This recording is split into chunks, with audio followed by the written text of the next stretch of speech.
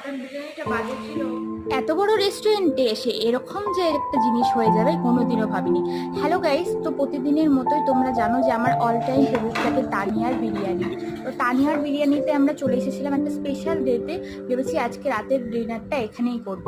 আর দেখো এখানকার কিন্তু কোয়ান্টিটিটা অনেকটা বেশি দেয়, এখানে সব কিছুই ভালো দেখো, আর এখানে টেস্টও ভালো। এখন আমি আলু ভেঙে নিয়ে আর রাইসের সাথে মেখে খাচ্ছি দেখো, আর বলছি কত সুন্দর কত সুন্দর, কিন্তু কিছুক্ষণ পরই যে এরকম একটা ঘটনা ঘটবে। দেখো গাইস, মাটনটা এত শক্ত আর এত একটা বাজে বাজে স্মেল বেরোচ্ছিল কি বলবো। আমি শুধু তারপর আলুটাই খেয়েছি, আর মাটন মাটন যেটা দেখছো আমার পাতে নেই, না পাশে যে হাঁড়িটা আছে ওর মধ্যে কিন্তু সব মাটন ইউটাই ফেলে দিয়েছি। আর এই দোকানে ছেঁড়াই যাচ্ছে না, কি করে ছেড়বো বলো। আর আমার বড় কিন্তু মাটন অনেকটাই নষ্ট করেছে। আর তারপরে এখান থেকে বেরিয়ে গেলাম নিচে, আর বিল কাউন্টারে গিয়ে খেয়ে নিচ্ছি মৌরি। আর মৌরি টৌরি খেয়ে দেখো বলছি আমার একদম ভালো লাগেনি। তারপর মুখটা ভালো করতে একটু আইসক্রিম খাচ্ছি। আমার বেরোনোর সময় খুব জোরে জোরে বৃষ্টি